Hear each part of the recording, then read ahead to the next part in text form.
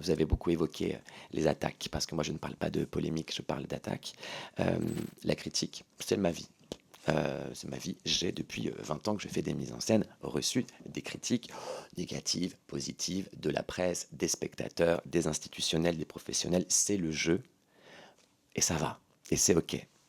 La critique, elle n'est plus tout à fait la même quand il s'agit d'attaques sur, qui vont être de l'ordre de la discrimination. Et donc la discrimination, c'est parfait, c'est un délit. Ceux qui commettent de la discrimination sont des délinquants et il existe donc eh bien comment dire, des procédures. Et donc effectivement, j'ai porté plainte et la brigade de lutte contre la haine en ligne travaille à retrouver les profils et j'attends donc l'issue de cette enquête. Vous avez parlé, madame, de la Seine, mais vous êtes la seule à en parler. Vous êtes la seule à en parler. Le média guide qui a été donné à tous les journalistes du monde entier, 3 jours avant. Mais si, madame, 3 jours avant, le média guide ne parle pas de la Seine.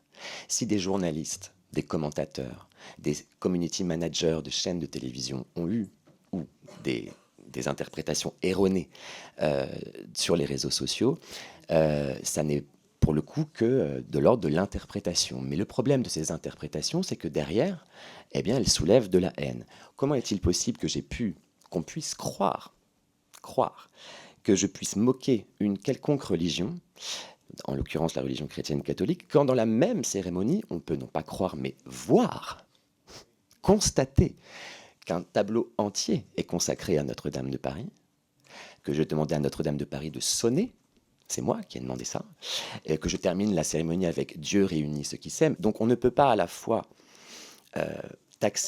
penser que je puisse moquer qui que ce soit et en même temps voir qu'en réalité je mets en valeur notamment cet héritage de cet édifice religieux. Je ne crois pas qu'il y ait une autre cérémonie d'ouverture dans l'histoire des Jeux Olympiques qui mette en valeur un bâtiment religieux comme Notre-Dame de Paris et qui ait fait sonner un bâtiment religieux. Donc ces interprétations erronées et ces petites phrases aussi de tweets, et je vais parler aussi des médias, en fait génèrent de la haine et génèrent une sorte de frénésie du commentaire qui retombe sur les humains, sur nous, sur moi, sur des individus, nos familles.